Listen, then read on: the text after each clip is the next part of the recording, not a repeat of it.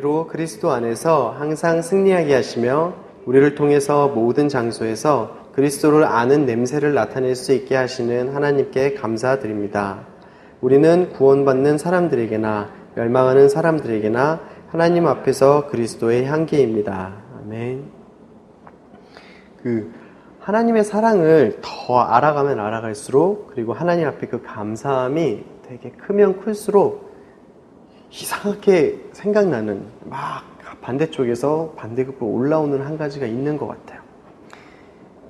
하나님의 그 사랑, 그 크신 사랑과 하나님이 나를 여전히 그 사랑하시고 놓지 않으시는 그 사랑에도 불구하고 이렇게 그냥 연약하고 때론 악한 제 모습을 보면서 이게 점점 사라질 줄 알았는데 점점 더 많이 보이는 것 같아요. 점점 더 디테일하게 보이고, 어떻게 지금 이 자리에 내가 서 있을 수 있을까? 어떻게 주님이 있으라고 한 자리에 내가 있을 수 있을까?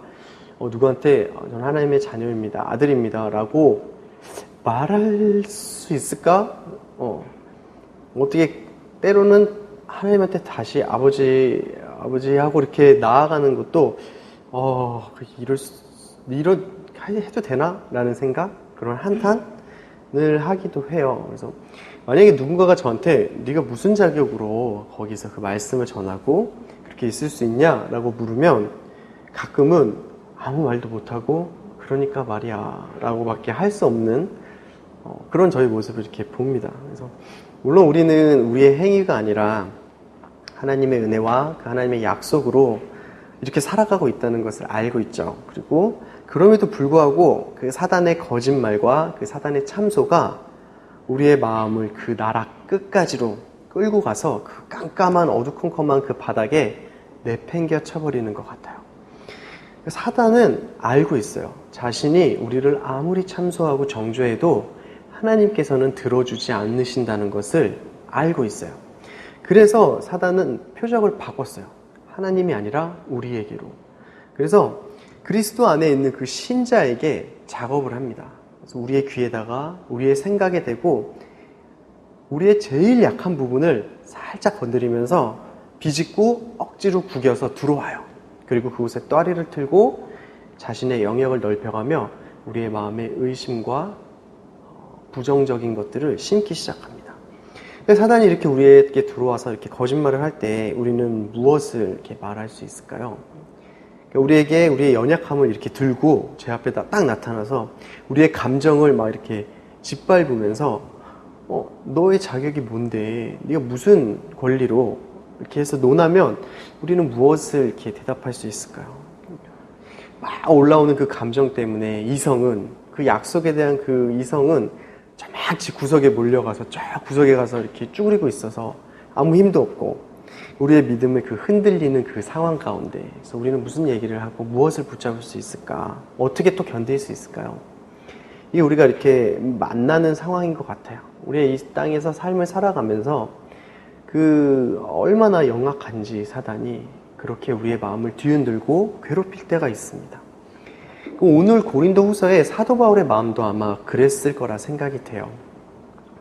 마음을 다해서 세우고 섬겼던 그 고린도 교회에서 도리어 사도 바울을 의심하고 비난하는 일들이 막 일어나요.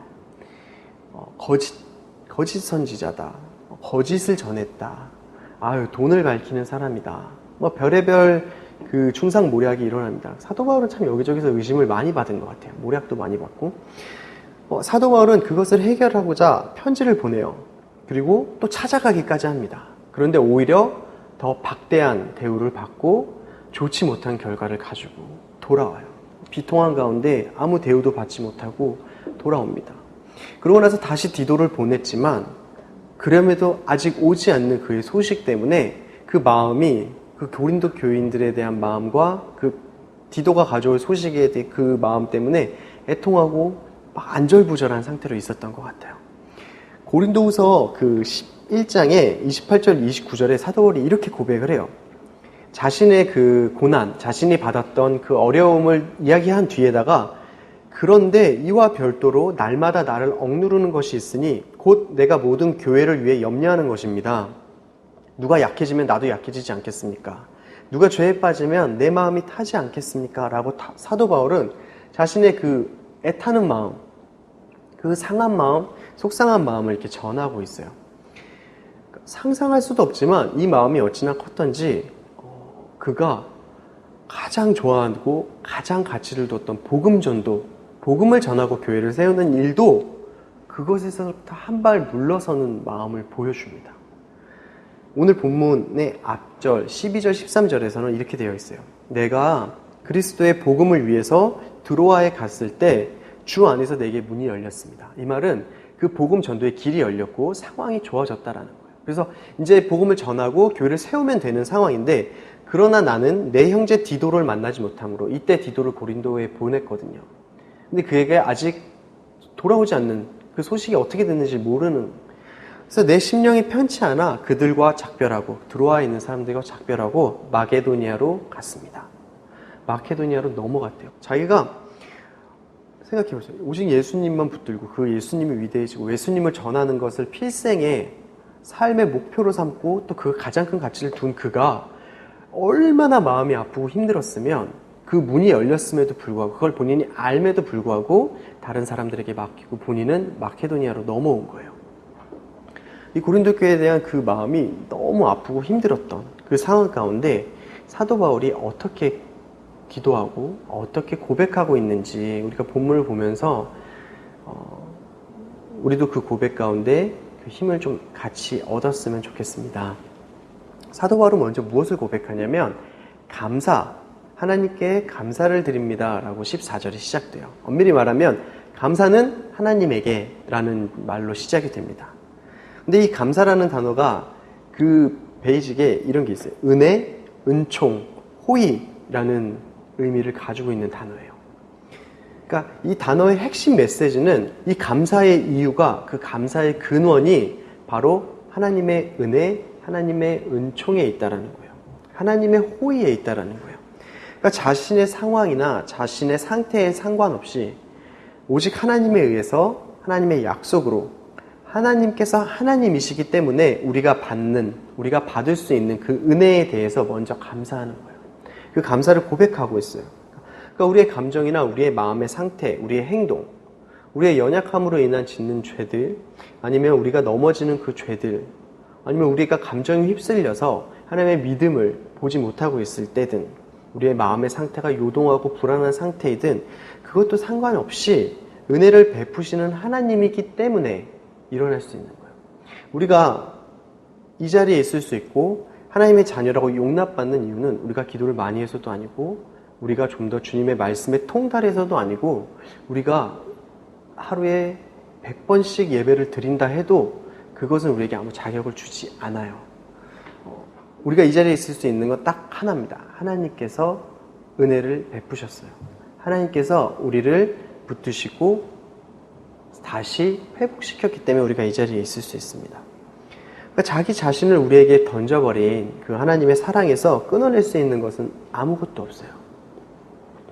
우리는 무엇에 대해서 이렇게 일희일비하고 있는지 한번 생각해 봅시다. 오늘 아침에 묵상한 일, 한 달 동안, 1년 동안 한 번도 빼먹지 않고 기도한 것들이나, 아니면 그런 행위가 중요하지 않다라는 게 아니에요. 근데 그게 목적이, 기도, 예배, 말씀을 보는 그 목적이 하나님이 아니라면 그건 아무 의미가 없어요.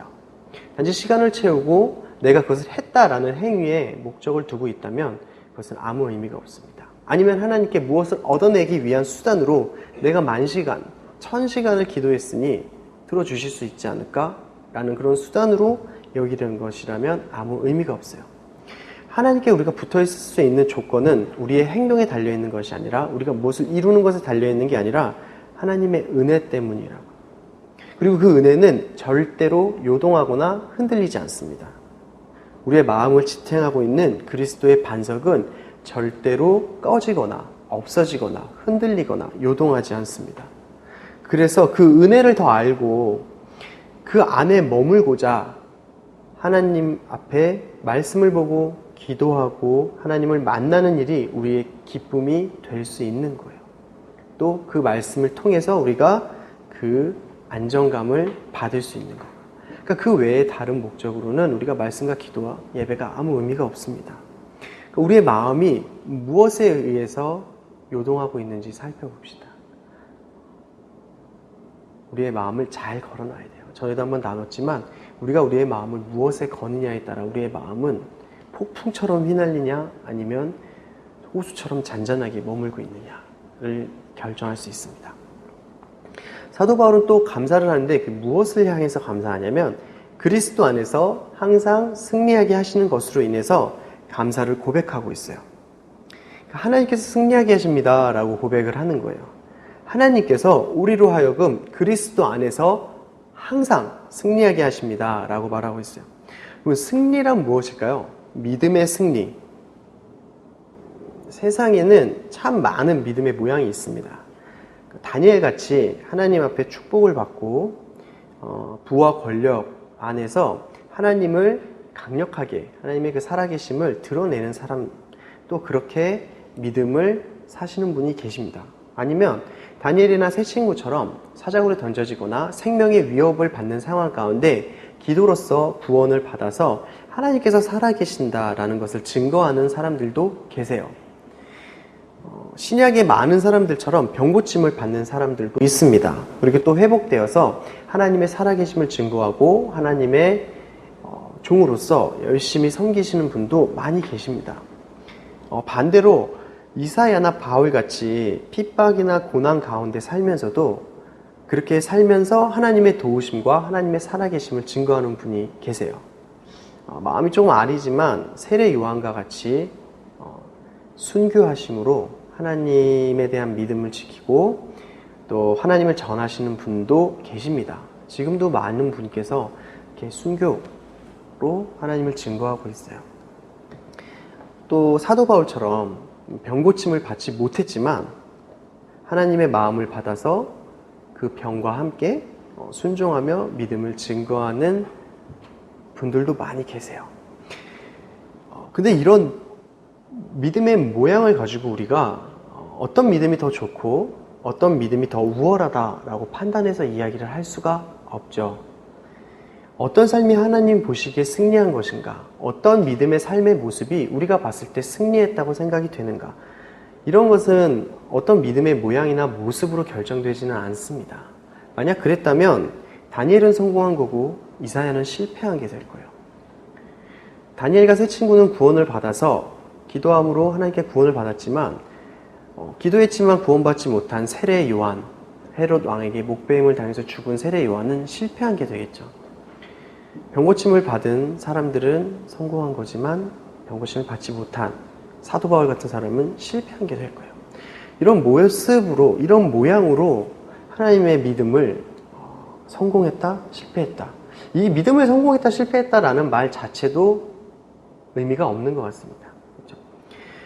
근데 이 모든 분들의 특징은 이렇더라고요. 강렬하게 하나님께 사로잡혔고 하나님의 소유가 되었고 하나님의 뜻에 순종하면서 사셨던 삶을 사셨어요. 오늘 본문에서 승리라고 표현했지만 그것의 진짜 의미를 우리가 한번 살펴보길 원합니다. 그 14절에서 우리로 그리스도 안에서 항상 승리하게 하시며 라고 되어 있잖아요. 이걸 좀 직역해서 이야기를 하면 NIV 버전이나 아니면 우리말로 된 건 공동번역본에서는 이렇게 되어 있어요. 우리로 하여금 그리스도의 개선 행렬에 포로로서 인도하신다라고 되어 있어요. 그리스도께서 승리하고 돌아가시는 그 개선 행렬로 우리를 인도하신다라는 거예요. 우리가 어떤 것에 승리하는 게 아니라 이미 승리하신 그 그리스도의 개선 행렬에 우리를 끼워 넣어 주시는 거예요. 근데 어떻게? 포로로 끼워 넣어 주신다는 거예요. 사도 바울이 그렇게 고백하고 있는 거예요. 그리스도가 전쟁에서 승리하고 돌아오시는 그 개선 행렬에서 개선 행렬에는 이르죠. 맨 앞에 장군이 오고 그 뒤에 병사들이 따르고 그 뒤에는 전리품 그리고 노예가 끌려옵니다. 그 끌려오는 노예의 자리에 자신이 그렇게 하나님께서 그 자리에 자신을 인도하셨다라고 고백을 하는 거예요. 그 포로들은 누군가요? 적국의 병사들, 적국의 왕을 처단하고 그 나라를 무너뜨리고 자신을 대항하던 그 포로 병사들을 잡은 것이 포로가 되는 거죠. 결국 포로는 그리스도를 대항하고 하나님께 대적하던 무리고 그 무리들을 말하는 거예요. 그리고 그것이 자신이라고 사도 바울이 이야기를 하고 있습니다. 그리고 그 포로들이 바로 우리인 거죠. 하나님께서 우리를 이기셨어요. 하나님께서 그리고 우리를 포로 삼으셨습니다. 그 말은 하나님께서 우리를 하나님의 소유로 삼으셨어요. 포로는 자신의 마음대로 어디로 이동하거나 도망가지도 못합니다. 포로는 온전하게 승리한 쪽에 귀속되는 거예요. 하나님께서 우리를 그렇게 온전하게 강력하게 붙잡으셨어요. 우리가 죄, 사단의 왕국, 어둠의 나라에서 죄의 노예로, 죄의 병사로 붙잡혀서 하나님을 대적하고 있을 때 우리를 옥죄고 있던 그 죄를 심판하시고 그 사단의 어둠의 나라를 멸하시고 우리를 포로로 잡아서 데려오신 거예요. 그리스도 안에서 하나님의 소유로 삼으셨습니다.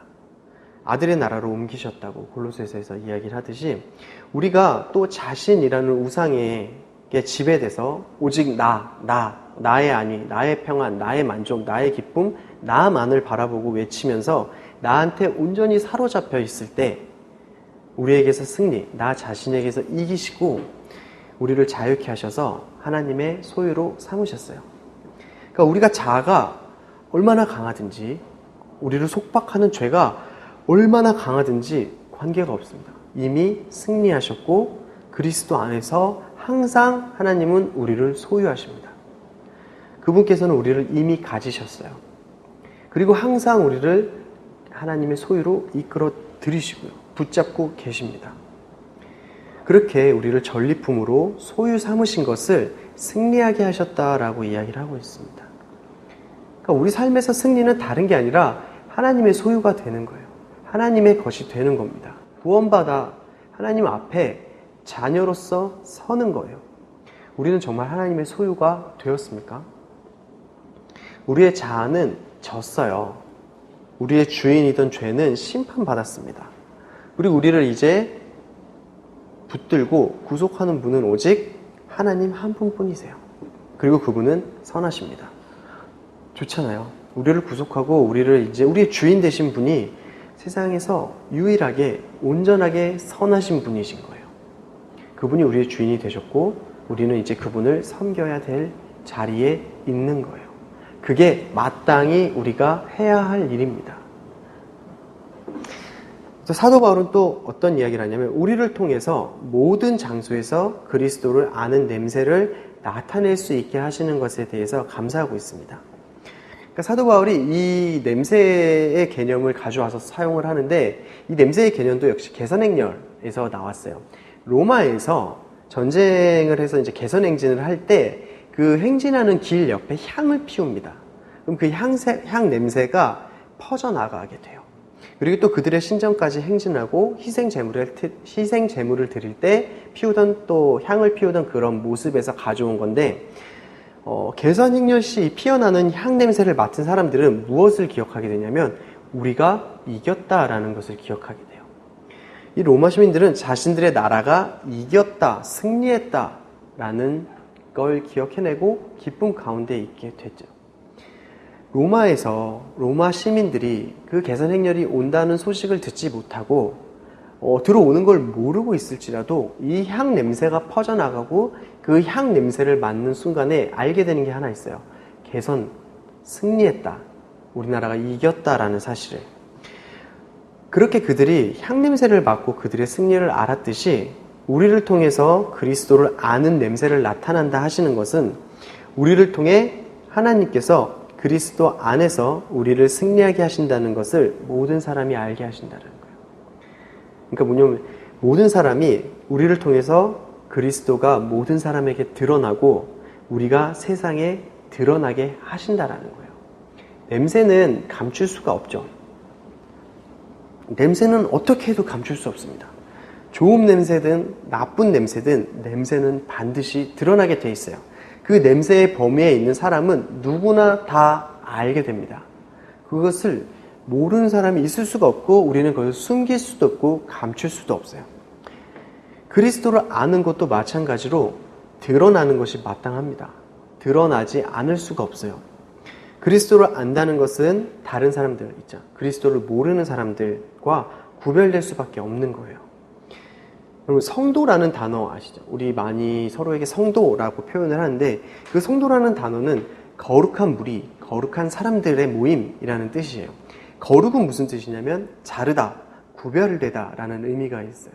그 말은 뭐냐면 성도는 세상으로부터, 믿지 않는 사람들로부터 잘라내어져서 구별된 사람들을 말하는 거예요. 물리적이나 위치적으로 구별되는 것이 아니라 존재적으로 이미 존재 자체가 달라져요. 좌절한 상황인데, 누가 봐도 좌절해야 마땅한 상황인데 좌절하지 않아요. 소망이 없다고, 10명이면 10명이 다 소망이 없다고 이야기를 하는데 그 사람은 소망을 붙들고 있어요. 뭔가 슬퍼한 상황이고 슬퍼해야만 될 상황인데 기쁨을 누리고 있고, 괴로운 상황인데 평안함을 누리고 있어요. 뭔가 구별되어서 뭔가 다르다고, 그 사람들이 딱 보면 알게 되는 사람들이 성도이고 교회이고 그리스도인입니다. 그래서 그리스도인들은 세상에 서면 구별이 되게 돼 있어요. 드러나게 돼 있습니다. 뭐 우리가 막 드러내려고 막 하는 게 아니라 자연스럽게 그리스도 안에 있는 사람들은 드러나게 돼 있어요.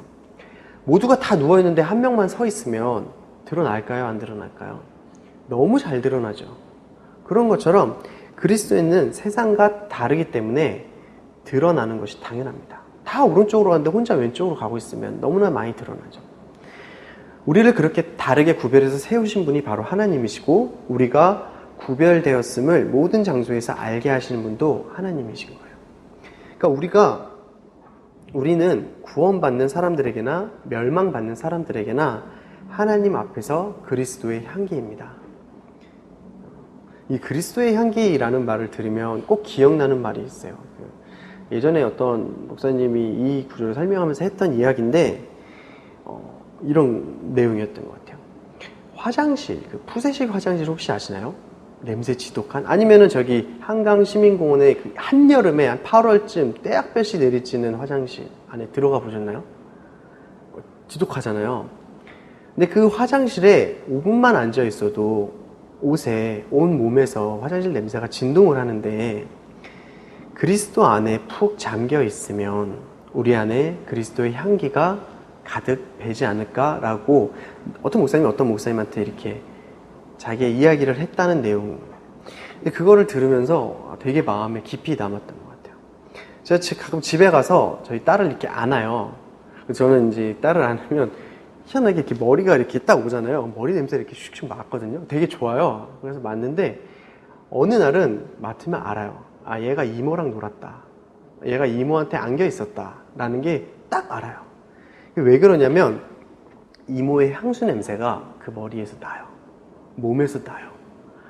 그게 근데 그렇게 오래 논 게 아니라 그냥 잠깐 안고 가거나 아니면 뭐 잠깐 놀아줬음에도 불구하고 이모의 향수 냄새가 그 아이에게 배인 거예요. 이에리한테 배어서 제가 그 아이 곁에 갔을 때 그 냄새가 나듯이, 그 향기가 나듯이, 우리가 그리스도와 함께 있고 그리스도 안에 푹 젖어 있으면 우리 안에 그리스도의 향기가 배고 우리가 있는 곳에서 그리스도의 향기가 퍼져나갈 거예요. 우리가 그리스도의 향기를 만들어내서 주는 게 아니라 그리스도 안에 덮여 있을 때 우리는 그리스도의 향기가 우리에게 묻게 되고, 우리에게 배인 그 향기로 우리 주변에 있는 사람들이 그리스도의 향기를 알게 됩니다.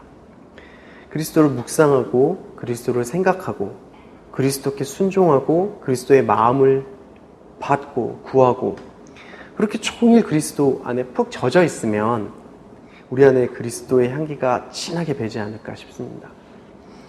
그러니까 우리가 뭘 어떻게 하거나 아니면 어떻게 살거나 하는 게 아니라 그저 우리는 그리스도, 예수님에 대해서 알아가고 또 그분을 경험하고 말씀을 보는 가운데 그분을 만나고 그리스도의 성품을 또 알아가고 그리스도의 성품을 또 받고 그 사랑을 또 알고 그 사랑을 받고 또 우리가 그 사랑을 드리고, 그렇게 그리스도의 향기 안에 푹 젖어 있거나 그리스도 안에 그 푹 젖어 있으면 그것만을 통해서 우리 안에서, 우리에게서 그리스도의 향기가 날 거예요. 그리고 그 향기가 우리를 세상과 구별하게 만들어 줄 겁니다. 세상과 구별시켜 줄 거예요. 그러니까 우리가 무엇으로 우리를 채우냐가 굉장히 중요합니다. 우리를 좋지 않은 것으로 채우지 않았으면 좋겠어요. 채운다는 것은 막 먹는 그게 아니라 보고, 듣고, 생각하고 하는 이 모든 것들이 우리의 영을 채워요. 그래서 때로는 너무 아무렇지도 않게 지나갔던 그것들이 내 기억이나 내 생각에 깊이 박혀서 시시때때로 올라올 때가 있습니다. 기도하려고 앉아서 눈 감으면 머릿속에 스쳐 지나가고 각인된 생각이 떠오르고 그것이 기도를 못하게 방해하고, 누군가와 대화를 하면서 그 박혀있는 생각이 갑자기 문득문득 올라와서 그 이야기를 하게 되고, 그러니까 우리가 우리 안을 무엇으로 채우냐가 굉장히 중요해요. 너무나 좋지 않은 걸 채워놓고 주님 앞으로 자꾸 나가려고 하면 그 좋지 않은 것 때문에 주님 앞에 나아갈 수가 없고, 그리스도의 향기를 내기는커녕 그 좋지 않은 것의 향기가 아니죠. 좋지 않은 것의 악취를 내게 될 거예요. 그리고 그런 악취를 내는 나를 보면 나 스스로도 눈살을 찌푸릴 것이고, 나를 보고 있는 누구도 눈살을 찌푸리게 될 거예요. 그러니까 우리가 우리를 그리스도 아닌 것으로 채우지 않았으면 좋겠습니다. 우리를 그리스도로 채우기를 원합니다. 그리스도의 성품, 그리스도의 인격, 그리스도의 마음, 그리스도의 사랑이 어떠한지 우리가 말씀을 통해서 보고, 우리가 만나서 교제하잖아요. 오늘 누가 저에게 제가 정말 그리스도의 교제가 뭔지를 경험을 했습니다 라고 고백했던 사람이 있는데, 그것처럼 누군가 만나서 이야기를 할 때 서로가 서로 안에 있는 그리스도를 나누고, 오늘 내 안에 그리스도가 하신 일들을 같이 나누고, 나의 어려움을 나누면서 그리스도 안에서 어떻게 우리가 같이 도우면서 그것을 지나갈 수 있을 것인가를 또 나누고, 그렇게 처음부터 끝까지 우리의 입술과 우리의 생각과 우리의 마음이 그리스도로 채워질 때 누군가 우리를 봤을 때 그리스도의 그림자를 볼 수 있지 않을까라는 생각을 합니다. 그래서 우리가 항상 그렇게 주님 안에 머물며 주님을 붙들며 그렇게 채워나가기를 원합니다. 그래서 우리를 통해서 그리스도의 향기가 퍼져나가고, 우리를 통해서 그리스도의 사랑이 우리 있는 그 자리에서 주변으로 물컹물컹 퍼져나갈 때 우리는 그 자리에서 그리스도를 증거하고 그리스도를 드러내고 하나님의 영광을 보이는 삶을 살 수 있게 되리라 믿습니다. 네, 제가 기도하고 우리 같이 좀 기도했으면 좋겠습니다.